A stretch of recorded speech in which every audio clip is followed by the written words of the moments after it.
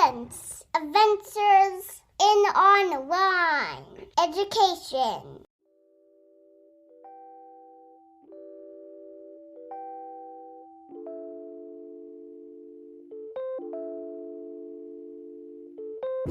Hello, friends. You're listening to SYS Presents Adventures in Online Education. I'm your host, Natalie Conway. Thanks for being here. Today marks the end of Season 2 for us here at AOE. We've compiled a really awesome, feel-good episode for you today. All season long, I've been asking guests who their favorite teachers were growing up.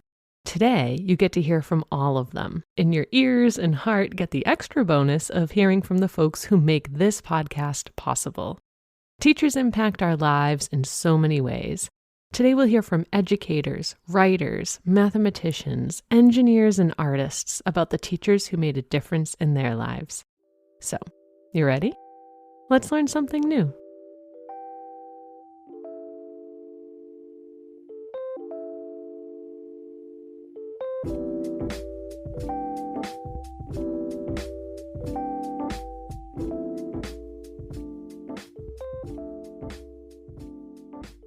First up, we hear from Dr. Katie Novak about a teacher who changed the course of her life.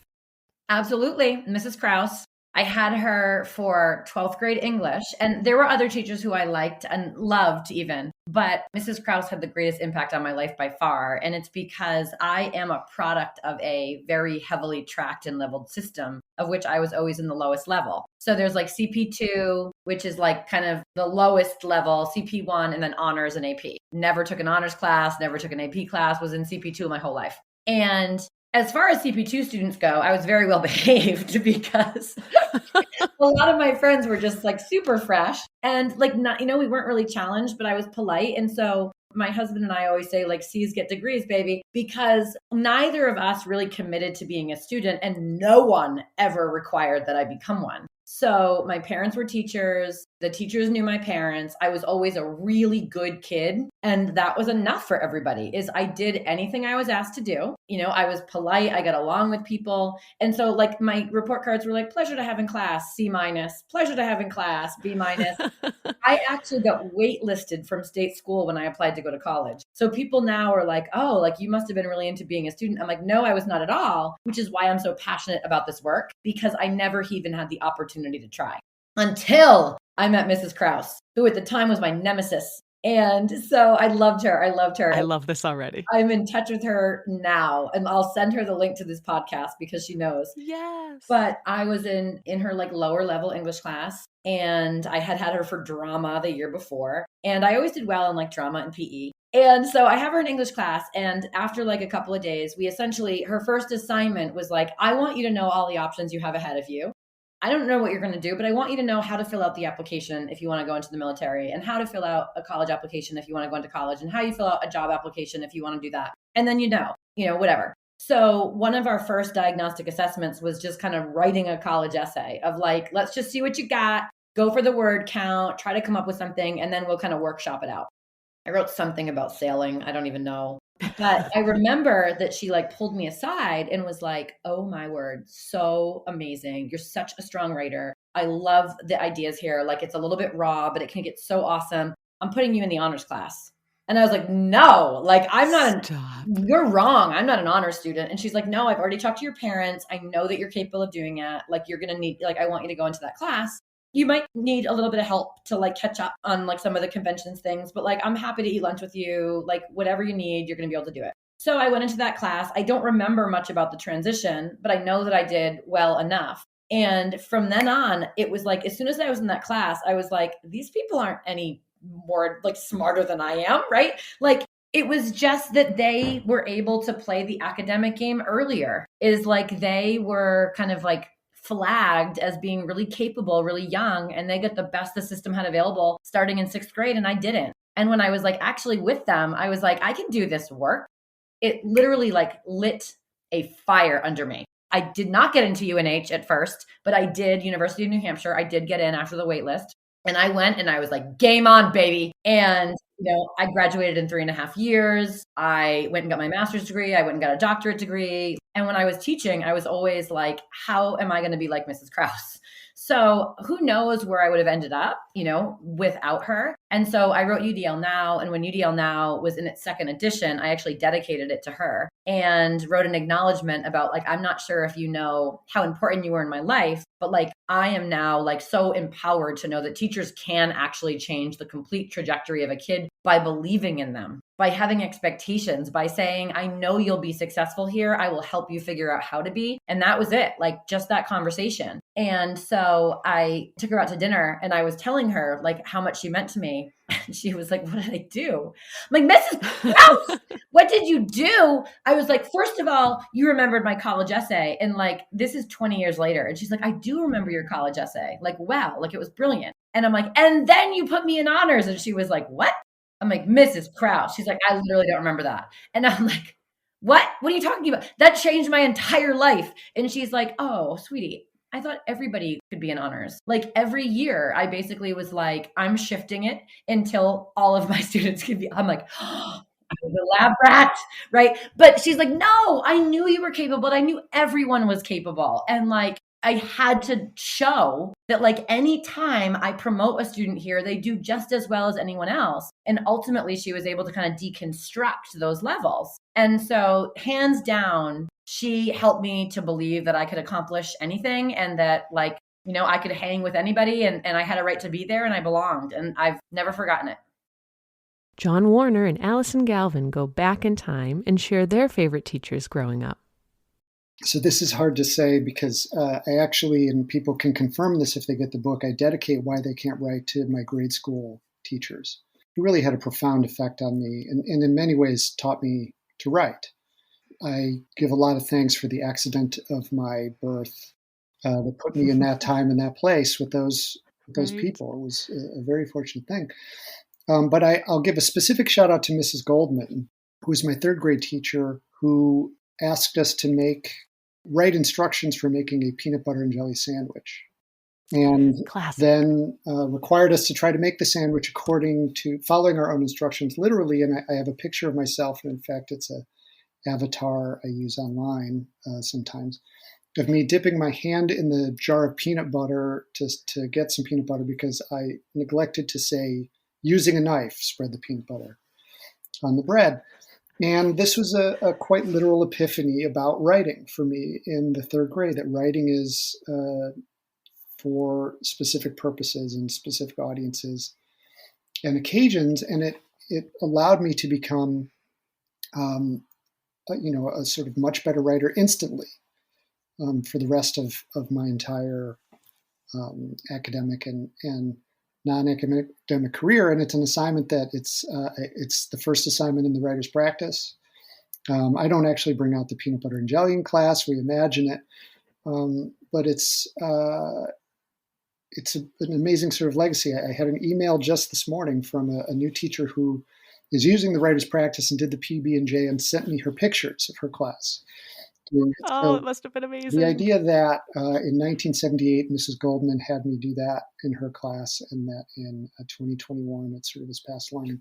Mrs. Goldman is thankfully still with us. I sent her the book, a signed copy of the book, and got a note back. So Mrs. Goldman, I will name as a kind of representative of all of the teachers I had at Greenbrier School in Northbrook, Illinois, from 1975 to 1982.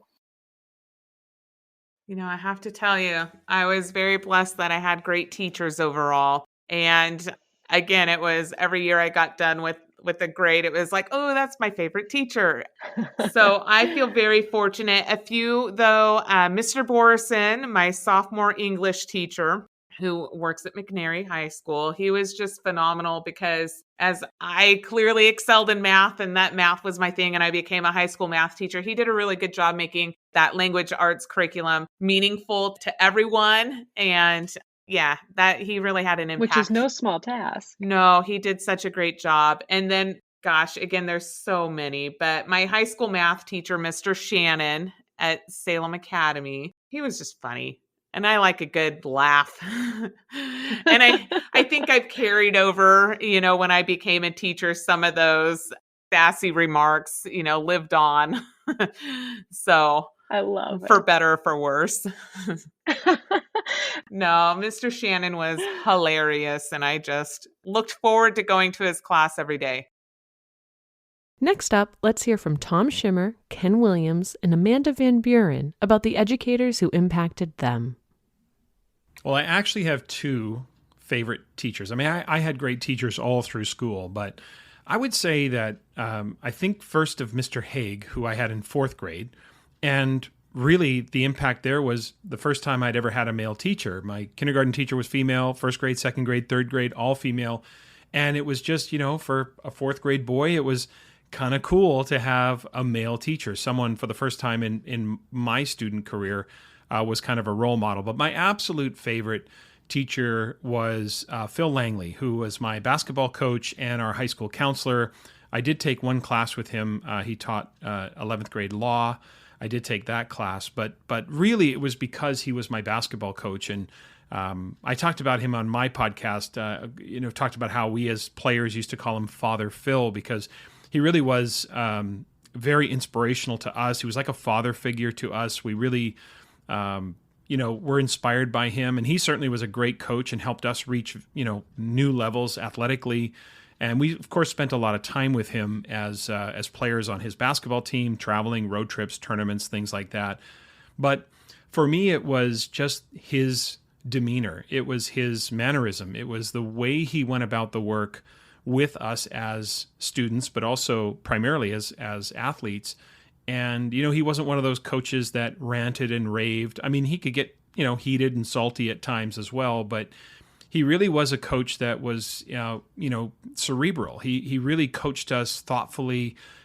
He, inspired us to be at our best, and we actually had some really good success as a basketball team. So, for me, sort of Phil Langley is the top of the list, my basketball coach, and he is primarily the reason I got into education, is because I wanted to be for students what Phil was for me as a student, as an athlete. I wanted to get into coaching. I wanted to be that kind of inspirational figure for my athletes that I was coaching. So yeah, I'd have to say my favorite teacher in my K-12 experience was Phil Langley. That's a toss-up. I highlight two specific teachers in my book, but I'll give you my seventh grade teacher because I had a more refined sense of humor than I did in second grade. But Sister Mary Claire from second grade was my favorite as well. But Mrs. Fryer was my seventh grade teacher. I grew up in New York City. She grew up in the South, in Atlanta. And it was like having your grandma teach you. So on the one hand, oh boy, she was tough as nails, but also really funny. And she had really high expectations and wanted the best for us. So I'll get to the serious part first. She sat me down in seventh grade, and I'm a first generation college graduate. Money was always tight in our household. I didn't come to school presenting like, oh my gosh, this kid's got a lot going on. But she looked past all that, sat me down, told me the history of Morehouse College, a historically Black college in Atlanta, and then ended her talk by saying, you're going to Morehouse College. And I don't know what she thought was going to occur after that, but 4 years later, I applied to one school. And that's just part of my legacy, that she spoke greatness into me, gave me a reputation to uphold, saw more of me than I saw in myself. And she and my second grade teacher did both those things. But Ms. Fry also she was great at what's called code switching. It could be really sophisticated and appropriate at times, but when the moment called for it, she'd get raw like we were in the backyard barbecuing. So if she saw two kids bickering and we're talking about each other's mothers or something, she would jump in the middle, talk about both our mothers, and would just end it. And everyone was like, oh my God, Mrs. Fryer just roasted you. And even the two kids walked away with just like, it felt like an award. I mean, because you'd end up in a newspaper now, but back in the day, you didn't go home and tell on stuff like that. She made jokes. She threw erasers. And if you got hit with that eraser, it gave you 4 white stripes. And if a kid comes to try to like dust it off, you're like, no. It's almost like a military ranking. There was just something about it. We accepted all of it because we ultimately knew she loved us. You belong. She loved us. But she saw more in me than I saw in myself. And, if you follow my work, I talk about starting with the crown, and she embodied that. So. Yeah, this one actually is an easy answer. Hands down, Mr. Bone, and it's Bohn, not like bone, like your femur. But he was my creative writing teacher my senior year of high school. So this was like back in the 90s. When did you graduate from high school? 2001.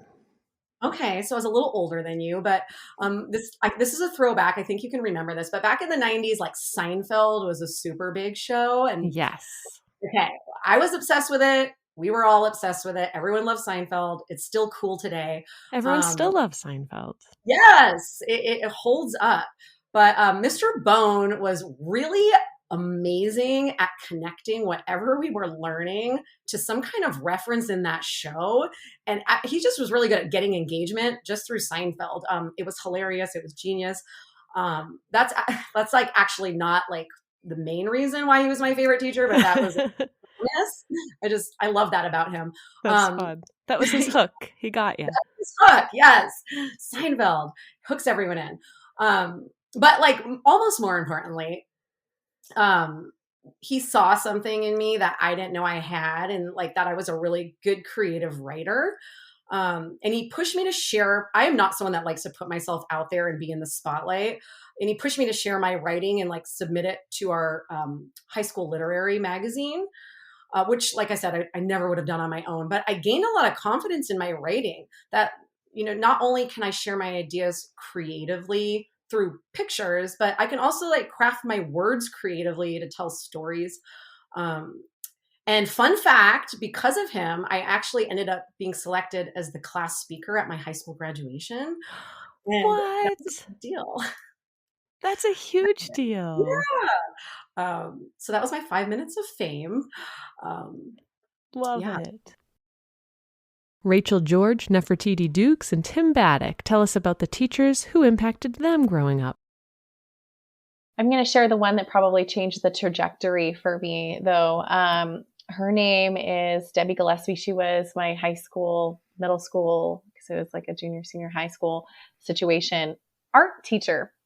But I am not an artist. Yay. Yeah, like I draw stick figures. Like my sister is the one that rocks it with like pottery and all sorts of great things. But she was one that also was the student council advisor. And I hated high school. Oh, cool. Mm-hmm. Hated it. The dynamics were really challenging. I mean, I was really, really involved with a lot of different pieces. And I ended up being student body president my senior year. But my junior year, I was ready to leave, was ready to go. Wow. Right. Mm-hmm. Was ready to go to the community college, ready to not finish high school and just finish it out there. Was ready to walk away just from high school drama stuff that wasn't healthy, didn't want to deal with. And she talked me into running for student body president. And then that was the hook. If I don't win, like I'm out. And it wasn't ever about that. It was staying connected and having support and mentorship and trying to help me find my little circle of where I could find and develop my skill set. And I did win. It was like not a really great election. Like there was lots of drama around that. And I still, went to school part-time. I went and did some school to work programs at the local court and really learned some on-site job skills that she really helped me through that. I really struggled. I'm the person that liked middle school better than high school. Like who does that? Sorry, what? Mm-hmm. Yeah. So, I mean, she just really helped. She helped me stay in high school. She helped me finish instead of just tapping out and saying, I'm done with this. I can go to a community college and start college early. And that helped develop a lot of resiliency, a lot of leadership skills for me, working through challenging situations and conversations with people that I didn't want to have, and developing tolerance. Like it's not all fun and games or roses, in the workforce, working with people and having to work through that was really, really helpful. Yes. And I am so fortunate to be able to call this teacher a personal friend now. It was a debate coach that I had when I was 15 who taught me how to be a critical thinker. He made me a better argumenter, if that's even a word. He just made me a better human is how I would describe it. And I think what made it so impactful was that while he taught me actual concrete skills, he also just taught me how to better learn and interpret information. And these are things that I get to take with me every single day. So a massive shout out to Chad Meadows. I got an opportunity to follow him to college. He was my college debate coach and teacher, so got to learn from him over a period of about 6 years as I matured as an adult, and now get to call him a friend. And I'm still learning from him. It's free advice now. So it's really awesome. I always appreciate a no-brainer question, and this is definitely one of those no-brainers. So my stepdad, who I'll call Mr. Hauk, because that's what he was called in the classroom, was my high school English teacher, was also the cross-country and track and field coach, which I did take both of those sports. So I had several periods with my stepdad starting out high school, because I was cool like that. It was also my ride to and from school. So yeah, a lot of coolness here. And as an English teacher, I mean, this sounds trite, but it was the passion. Like he brought some genuine excitement that came from somewhere deep within him and shared that with the class. So there's something, I mean, I'll just say kind of emotionally vulnerable about finding those things that you are excited about in your field and being willing to expose and share that with a group of 14-year-olds saying, again, here's the thing I think's really cool. I'm going to put, all my cards on the table and hope you all think it's cool with me. And the best example I can think of that was him reading his favorite book, Watership Down. We have a copy of that on the shelf here at the SYS office also. He would read it every chapter out loud to the class. I'm sure it fit in the curriculum and, standards. And I can try to look at things from a teacher's lens and be like, how much was this just kind of wedged in there? But the thing that always stands out to me about how he read it was that he had a voice for every character and he performed every voice in the dialogue. It was shocking at first. You get that first chapter and you're like, oh, we're doing this. And then, 5 chapters in, it's, oh, we're doing this. And it was something fun to look forward to. And I appreciate that he shared that passion because, like I said, there's vulnerability to that. And it can kind of be the highlight of your day to see someone want to share that with you. Next, let's hear from Chase Orton, Cassie Pierce, Matt Rhoads, and Maddy Dahl.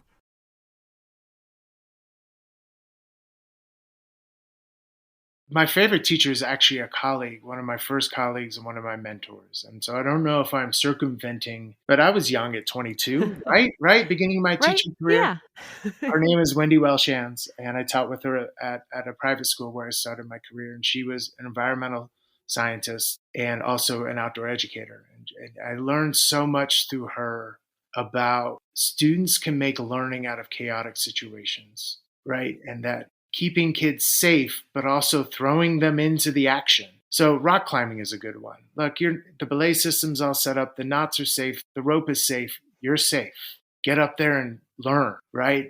Wendy just had the ability to question ideas and not go for broke, but go all in on really valuing the lived experiences and what students are going through. And I think I was blessed early in my career to really have a great outdoor experiential educator, an environmental scientist who was having kids out there in the woods for weeks on end, like in Costa Rica, gathering data and looking at sustainable farming methods and how can we use the resources in the jungle other than to cut down trees and make grazing land for cattle. And, just a really inspiring teacher. Wow. So I want to celebrate Wendy Welshans as an amazing colleague and say thank you to her for 5 years of starting our career together, my career, and for being a wonderful mentor. And I invite other colleagues to think about, other teachers and reach out and say thank you to those teachers because it gives us nourishment too. Well, one early memory that stands out to me is actually about a teacher that I did not have myself as a child, but she later became a really important part of my decision to become an educator. So I actually first met Mrs. Mings when I visited her classroom for art, and I was just in first grade. I remember that I cut out a shape wrong, or I perceived it to be wrong. And so while other students were laughing at me, she held it up and the room was silenced because she carefully praised in detail my unique perspective. And in that moment, I realized I had never met anyone like her who looked at things from multiple angles like that. And so what she was saying was sincere, but it was done in such a way that I felt like I had more confidence to try to tackle the assignment. And then later in high school, I volunteered in her classroom every day for credit. So I learned that she had a background in the medical field before she became an educator. That was really fascinating to me. She had created her lessons with holistic child development goals in mind. So there was a lot more going on behind the surface than just what the lesson itself appeared to be. And I learned a lot from her about how children learn and the science of the brain. Actually, years later, I would think about that when I was in college, and I learned more from her in my time volunteering in her classroom in a lot of ways than I did in some college classes later. She really invested a lot of time in me and helped me to see this potential that I had. Something else that I really admired about her was that she is an abstract thinker and she loves to be creative. So her classroom was really colorful. It was filled with art and quotes from around the world. Likewise, she had really strong relationships with the families in her room. Families were always welcome in her classroom. They would often volunteer. They were really a part of the classroom culture, and she honored that. Something really remarkable about her to me was that she poured her heart and her soul into absolutely everything she did for students. I don't think she could have taught any other way. This was just who she was. And actually, she ended up encouraging both my mother and I to go into education. So my mother was the office manager at the school when she decided to go to college. She would work with kids and she would ask them, what they wanted to be when they grew up. And most students told her, I don't know. Or in fact, they felt that college was not accessible to them. This particular school was in an area with a lot of high poverty, and many students just felt that was not a goal that they could reach. So my mom wanted to be someone that could help kids create goals and reach them. And in fact, she was the first person in our entire family to get a college degree. And she since then has really paved the way for the rest of us. So my mother has since been a TOSA, so a teacher on special assignment. She has mentored adults and taught several different grade levels. My mother is really my inspiration, but Mrs. Mings is as well. She's a special person to us both, as she recognized the potential we each had inside of us to help others. And I really feel like she brought out the best in us. Now we strive to do that for students. She helped me to feel more confident and just to recognize that we all learn in different ways and we have different unique gifts to give to people, and I don't have to have all the answers to be a teacher. There's things that I have to give to students, and just really made me feel like this was a good occupation for me to go into, coupled with what she taught me about the brain and how children learn. So I'm really very grateful for her. And I often think about her when I'm teaching, and I think about what would Mrs. Mings do in this situation, and how would she make this, inclusive for students. And so this was in-person learning, but there's a lot of her traits that I try to also use in my own classroom to really make students feel safe and welcome in a positive community. I'm going to list a number of names, and they all come from various stages of my educational career and life. But Awesome. What I have come to think about and reflect about is that the teachers that had the most impact on me built a relationship with me and believed in me and invested that additional time in me, asked me how things were going or spent time with me after school tutoring me or, just really trying to get to know me and, trying to put forth their best effort to support me. So in elementary, it was Miss Kaiserman, who was my fourth grade teacher. Middle school was Miss Alford, who was my social studies teacher. Then in high school, I had Mr. Laporte, who was my AP Euro and AP Art History teacher, and then Mr. Garrison, who was my biology and AP Environmental Science. Then in college, for my undergrad, Dr. Lupo, who was one of my political science professors, and then for my doctoral degree, I had Dr. Karj, who I continue to work with and who's one of my mentors. So each and every one of them, did that for me. And that's why I remember them the most, I think. And I remember a lot from their classes and the lessons that they've taught me. My favorite teacher would have to be my high school journalism teacher. I had her all 4 years of high school, Mrs. Rosh. She was my intro to journalism teacher freshman year, and then I was in newspaper and yearbook with her. She taught me all about how to write effectively, how to write succinctly, how to use correct grammar, all about the AP style guide.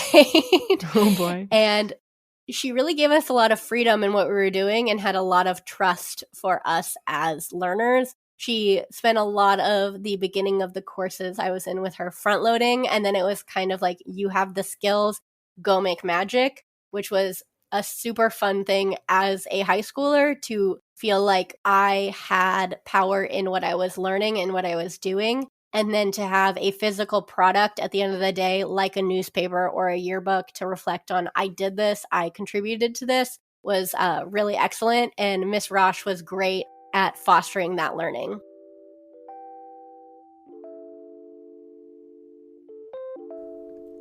What's the one thing all online schools and programs struggle with?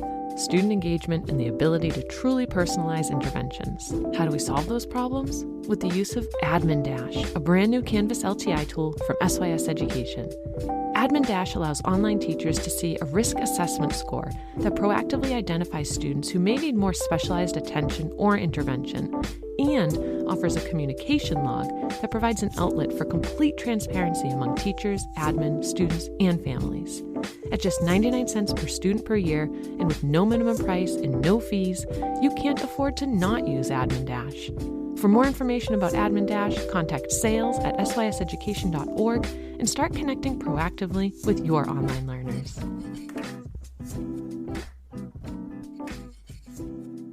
Let's get back to it.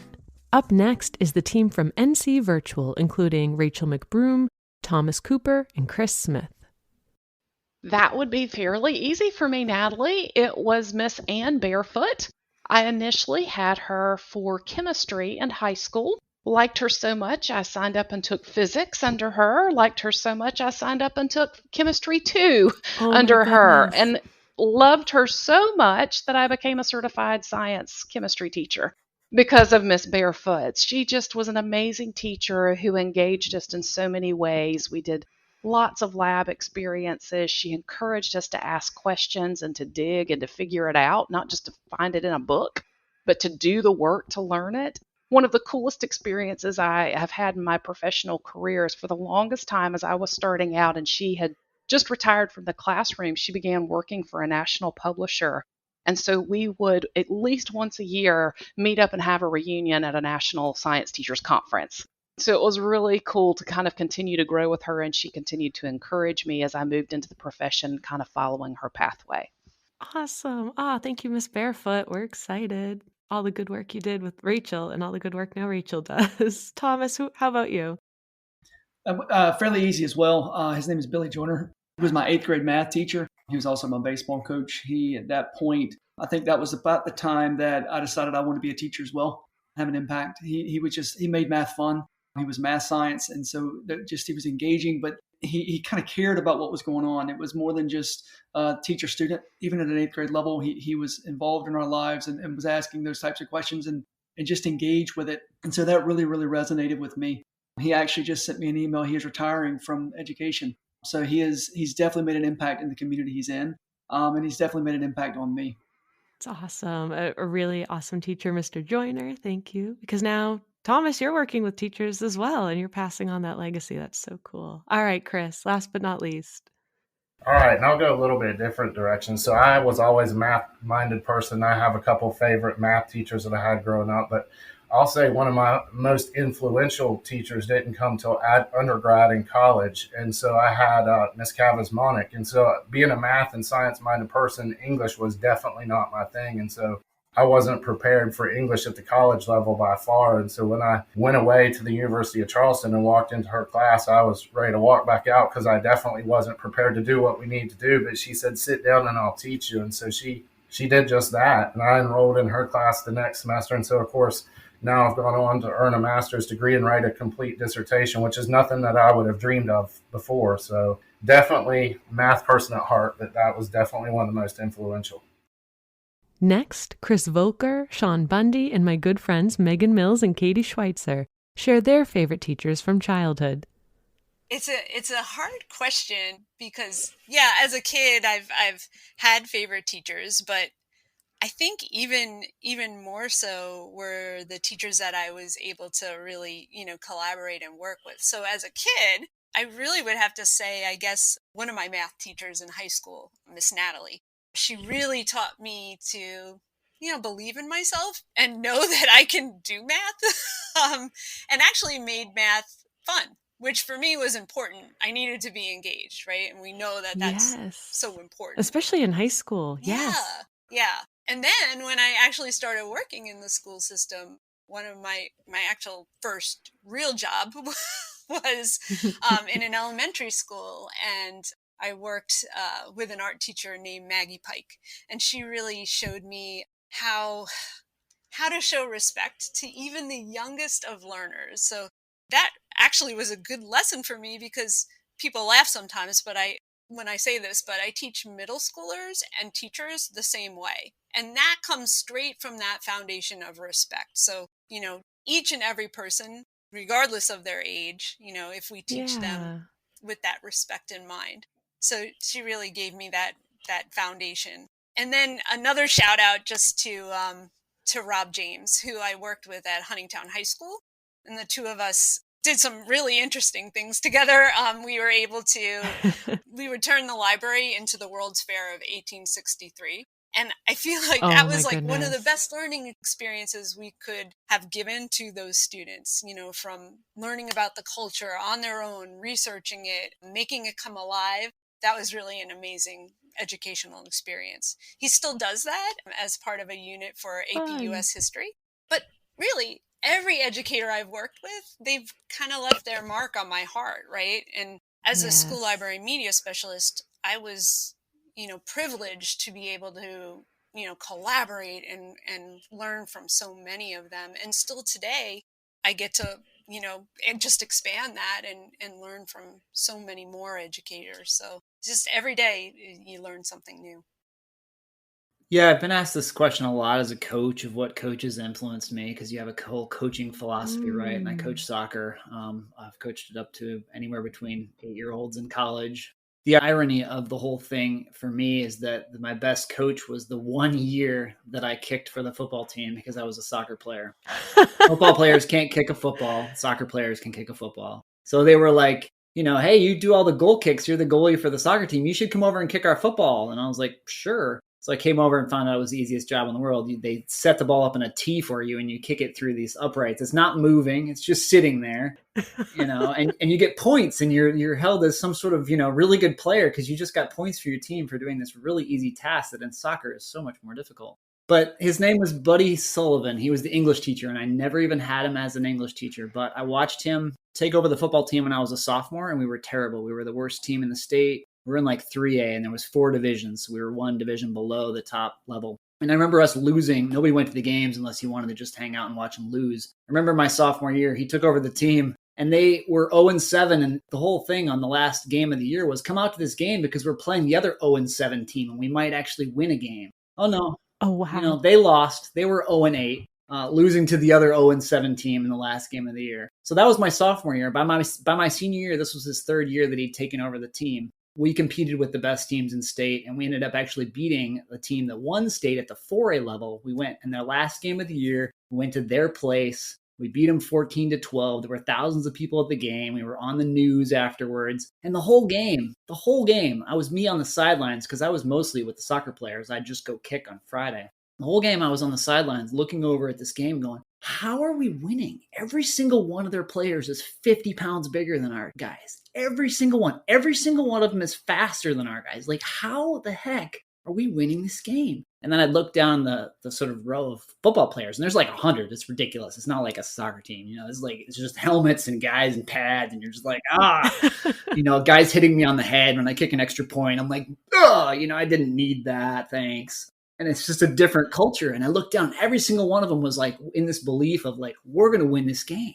And it dawned on me, it wasn't about the skill of the player. It was actually about how hard they'd work to get there. and how much belief they had in that hard work and that it was going to pay off and they were going to beat the team. Now, a lot of times it wouldn't work out. A lot of times it would, you would lose at the end, or the team that was better, 50 pounds, would eventually wear you down and you would lose. But we didn't. We actually managed to pull it off, completing a bunch of 4th down plays at the end of the game. My dad left the game. He was so nervous we were going to lose. He left the game with like 8 minutes to go. And, because he thought we were going to lose the game. And we ended up actually holding on and winning the game. It was the only team that team got beat by that year. They ended up running the whole playoffs out in 4A, and they lost to this scrubby little team that was 0-8, 2 years before that, because this coach had instilled in his players, you can do it. I believe in you. And here's the steps we're going to do to get there. And he had a ton of buy-in. And so for me, coaching has always been like,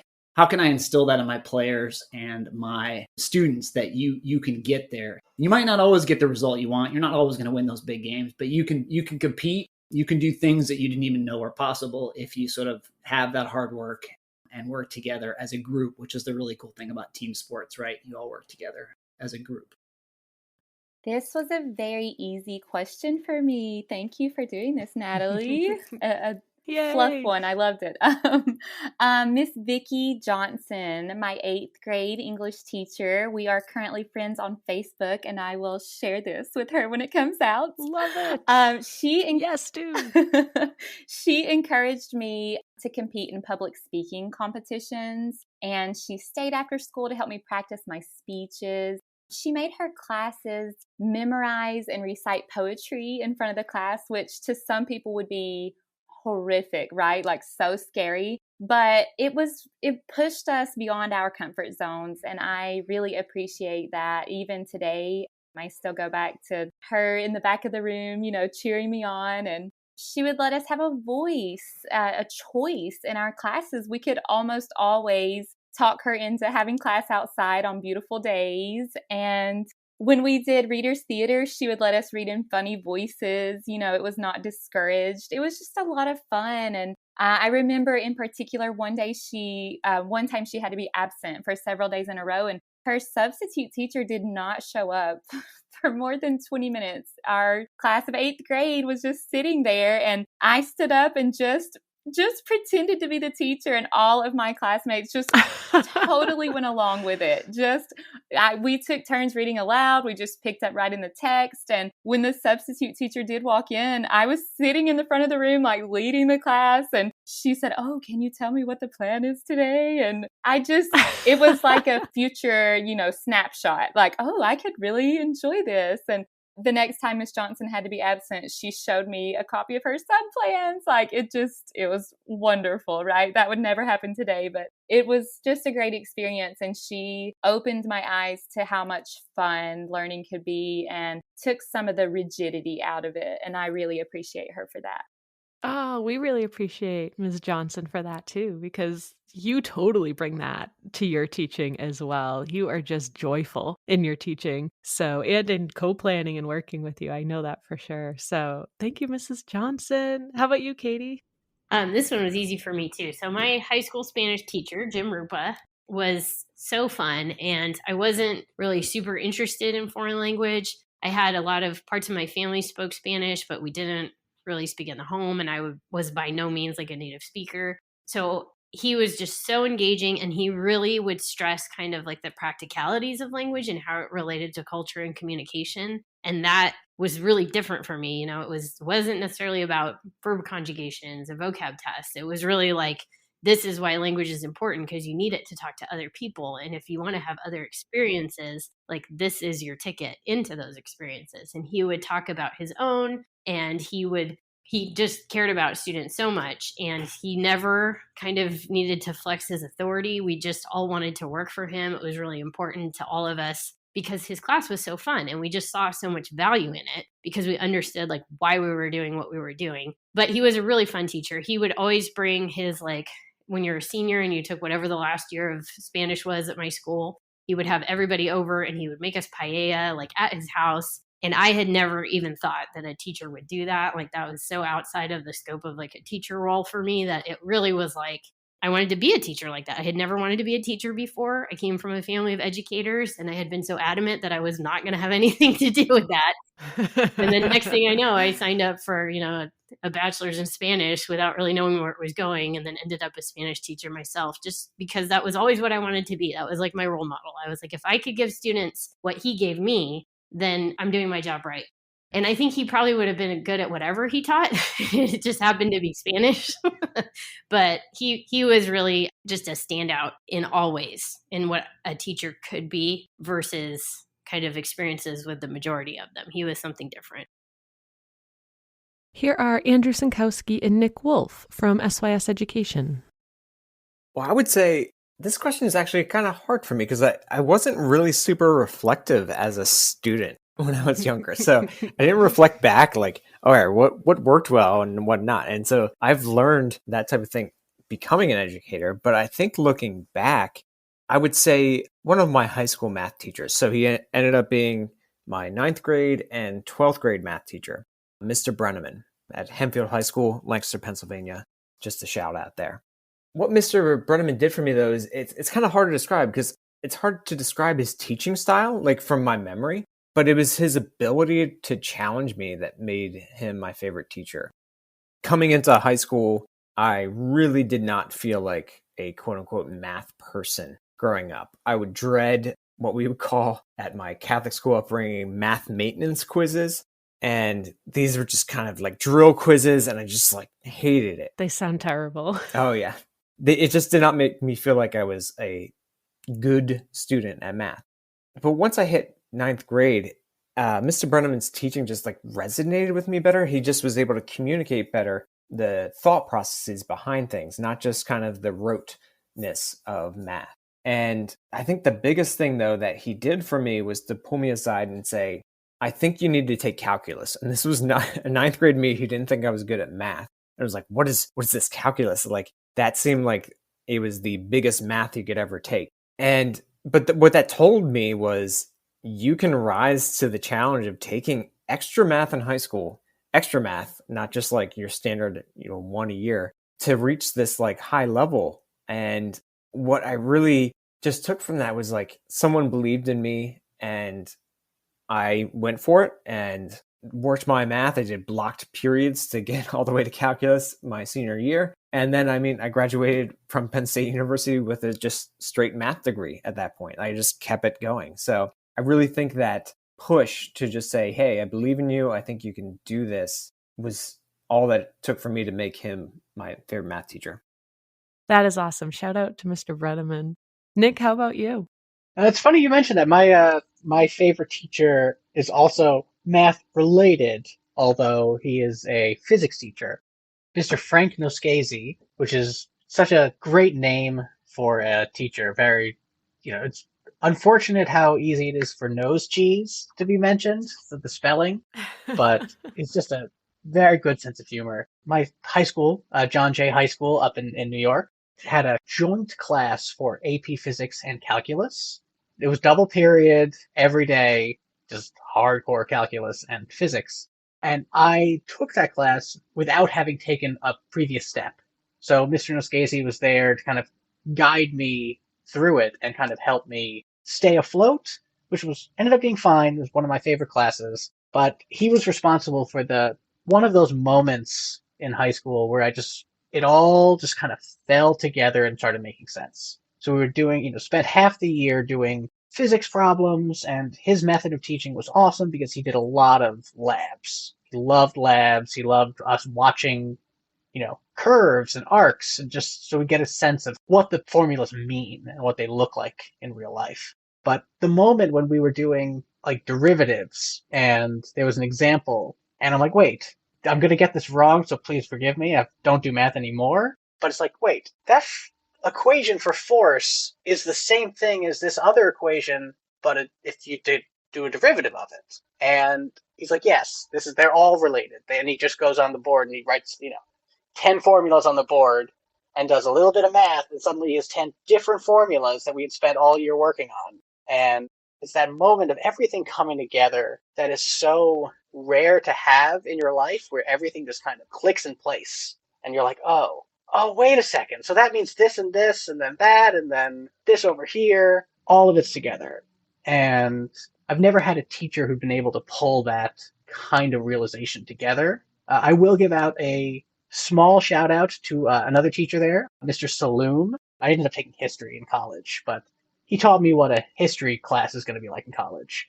Sit in a big circle, talk about a reading, and then argue for, the remainder of the period. And he was not my favorite because he was scary and intimidating, like college professors are, but he was, it was a good experience as well. But Mr. Noskesi, comforting, nurturing, great guy.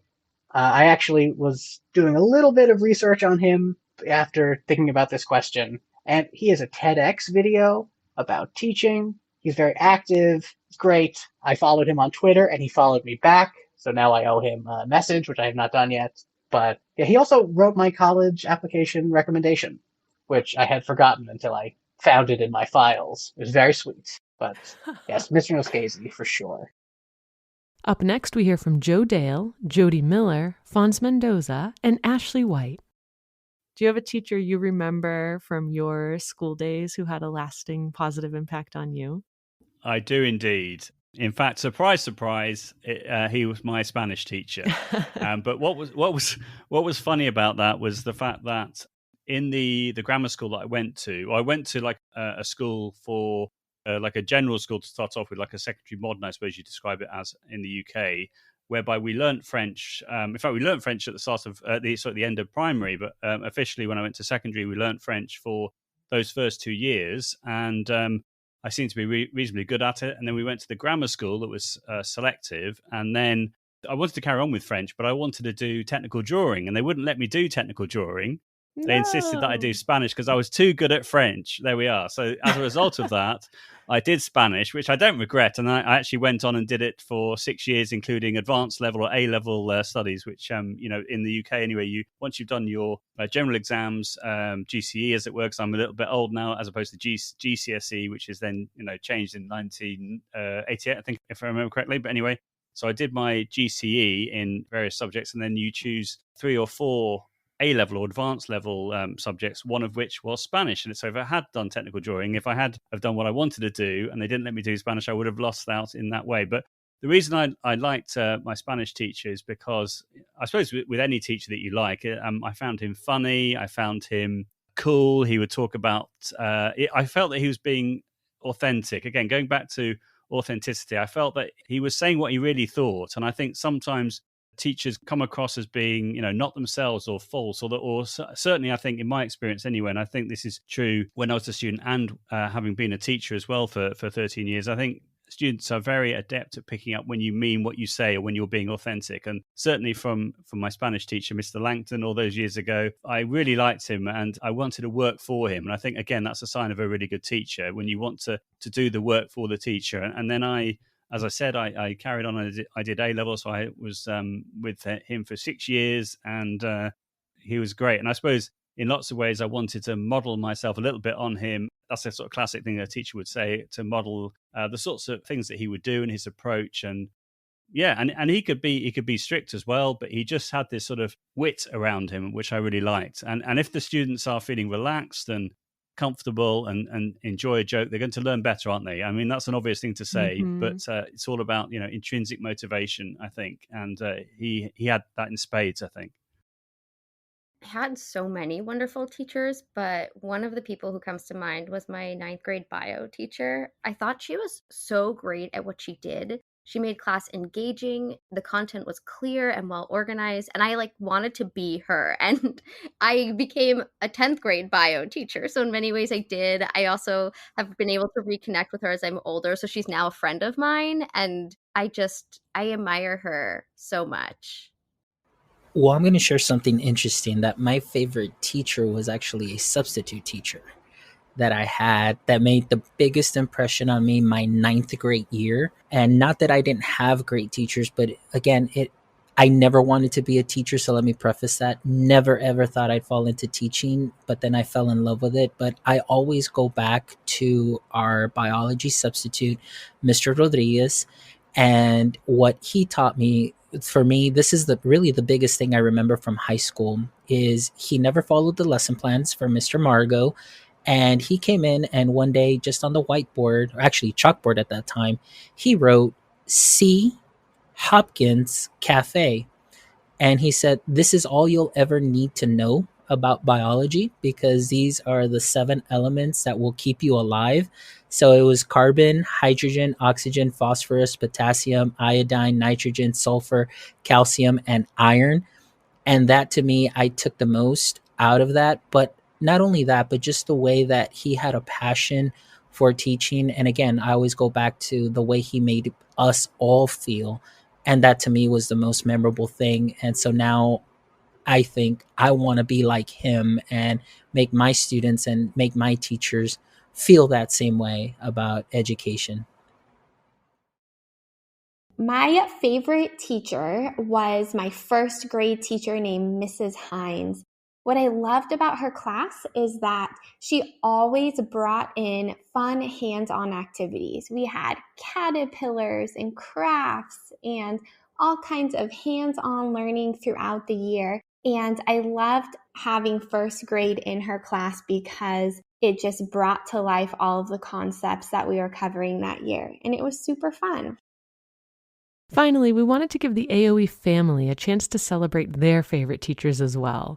Here's sound engineer Matt Duran, website designer Lexie Boren, sound engineer Natalie Farrell, and me, your host, Natalie Conway. My favorite teacher is actually a 3-way tie, so I'm cheating a little bit. I remember reading something a while back that you have 3 teachers who change your life throughout your time in school. All of mine just happened to be in college. Dr. Meeks and Dr. Johnson at Portland Community College always tirelessly made sure that they got me in front of whoever I needed to be in front of in order to be successful. A lot of my success in college I owe to them, be it scholarships, research projects, or people who just advocated on my behalf. My final teacher is Dr. Hugo at Portland State University. He introduced me to science performed in a lab and always took time to just have a conversation with me. He was actually the first teacher that I ever went to office hours for, and it only took till my junior year to learn how to do that. Hi everyone, Lexie from SYS here. My favorite teacher is Dr. Karen Gross, an English professor at Lewis and Clark College. Karen studies and teaches the European Middle Ages, which is a topic that I had no particular interest in initially. When I first signed up for her class, it was only to fulfill a medieval lit requirement for my English major. That semester, Karen's class focused on Dante's Divine Comedy. I sat down the first day, not expecting much more than the usual syllabus talk, and was blown away by the best lecture I've ever heard. Not only was Karen deeply knowledgeable about obscure Middle Ages facts and 14th century Italian life, she was also incredibly passionate about Dante and the Divine Comedy. I was instantly invested. Karen's Dante class ended up being my favorite class of all I've ever taken. I grew so much as a writer and a reader, and I also grew such a connection to and appreciation for Dante's writing that I was not expecting. I loved Karen's class so much that I ended up taking another medieval lit class with her as an elective. She motivated me to write smarter and read closer, and she taught me how to connect with literature that I had previously considered old and inaccessible. She's truly an incredible teacher, and I'm so grateful that I had the opportunity to learn with her. Hi everyone, Natalie F. from SYS. My favorite teacher would have to be my mom. It may seem pretty biased, but my mom taught me at a very young age to never take anything or anyone for granted. She also taught me that kindness and respect go a long way, and those traits were reflected throughout her teaching career. My mom taught Spanish, French, and English to middle school students. One of my favorite memories was when I heard about my older sister's first day of middle school. She had my mom for French during 5th period, which was right after lunch. Before I tell the story, though, I need to give a little bit of background info. My mom had told my sister and me that once we became students in her school, that the moment we stepped foot on school property, we were no longer her daughters, we were her students. That she was no longer our mother, but a teacher, and wasn't going to treat us any differently from any other student. She was very adamant about that. Going back to my sister's first day, After lunch, she went to my mom's classroom, and as my mom was introducing herself and welcoming everyone to her class, she noticed my sister was chewing gum. She immediately stopped what she was doing, told my sister that gum was not permitted, that she had after-school detention, and to kindly throw her gum away. My sister was mad, and the students around her were very surprised too because some of them were my sister's friends and knew my mom. I wish I could have been there to witness it. With all that said, even though I had to wake up extra early, go to school early, and stay way late on campus while on my mom's work schedule, my mom gave me a lot of growing experience and left me with incredible knowledge at such a young age that I can never thank her enough for. She not only helps her students in different ways that better matched their way of learning instead of the standard one-size-fits-all learning, but she did the same for my sister and me both at school and at home. So, a massive thanks to my mom, who was not only an incredible mother, but was an amazing teacher as well. Hey friends, it's Natalie. I wanted to tell you who my favorite teacher was growing up. His name was Mr. Danner, and he was my 5th grade teacher way back when I lived in Weymouth, Massachusetts. Teaching was his second career. He was in the military prior to that, and when I had him, it was his first year teaching, and he was fantastic. He treated us like humans, like people, not just students. And he really was good at challenging us academically with projects and things like that, but he also helped us develop what now we would call SEL skills. Problem solving, taking someone else's perspective, acknowledging when we mess up, figuring out how to restore things. And then he also shared himself with us and was the first teacher I had who had one of those marble jars, but for his own mistakes. So he did such a beautiful job teaching us that no one's perfect, that we're all fallible, and that we're all full of potential as well. He was so eager to just build each and every one of us in that classroom up and teach us to do the same for one another. And I am so thankful that he chose teaching as his second career and that I had those 10 months with him. It was wonderful and has stayed with me forever.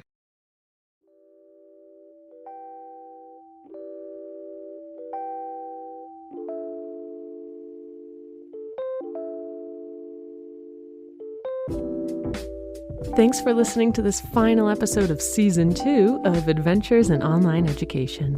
Thanks to all of my guests who have made these first 2 seasons possible. It's an honor learning from you all and spending time with you. And thank you, listeners, as well. Let me know what you'd like to hear us talk about in Season 3. Find me on Twitter at AOE Natalie and the show at SYS Presents. We'd love to hear from you. Finally, make sure to head to syseducation.org and scroll to the bottom of the page to get on our mailing list. Stay up to date on all things SYS and online ed. Finally, this podcast wouldn't be possible without our exceptional family at SYS Education, including our dream team consisting of sound engineer Natalie Farrell, graphic designer and social media and website manager Lexie Boren, and our producer, Bo Neal.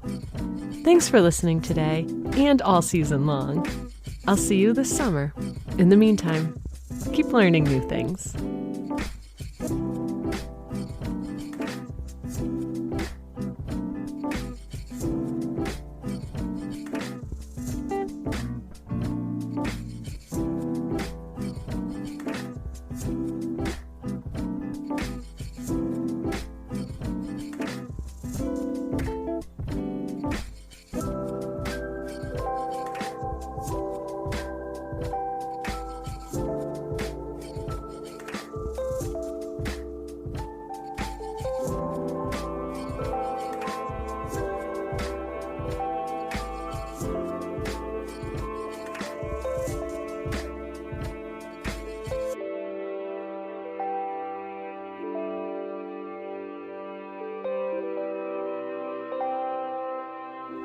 Thanks for listening.